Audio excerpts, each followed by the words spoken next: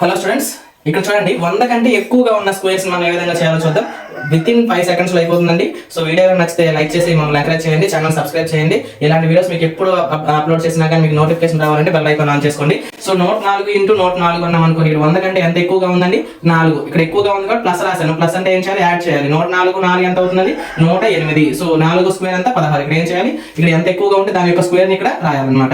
So ఇక్కడ 109 అంటే 100 కంటే ఎంత ఎక్కువగా ఉంది చెప్పండి? 9 ఎక్కువగా ఉంది. సో 9 యాడ్ చేయండి. 109కు 9 కలిపితే 118. 9 స్క్వేర్ ఎంత అవుతుంది? 9 81. అలా ఇక్కడ ఎంత ఎక్కువగా ఉందని 12. ఇక్కడ ఎప్పుడైనా చూడండి 10 కంటే ఎక్కువ కనుక పెరిగింది అనుకోండి, ఇప్పుడు ఏం చేయాలి? చివరిలో నుంచి రాయాలి. సో చివరిలో నుంచి రాద్దాం. 12 స్క్వేర్ అంతా 144. ఒకటి నేను క్యారీ చేస్తున్నా ఇక్కడ. సో 112కి 12 యాడ్ చేసాను అనుకోండి, 124 ప్లస్ 1 125 44 అనమాట ఆన్సర్. 112 యొక్క స్క్వేర్ అయితే 122కు స్క్వేర్ కనుక్కోవాలనుకోండి. సో ఎంత ఎక్కువ ఉందండి? ఇక్కడ 22 ఎక్కువగా ఉందండి. 22 ఉంది కాబట్టి 22 స్క్వేర్ అంతా 484. 25 వరకు మీరు స్క్వేర్లు ఖచ్చితంగా నేర్చుకుని ఉండాలి. సో 122కి 22 కలిపామనుకోండి, 144. 144కి 4 కలిపితే 148.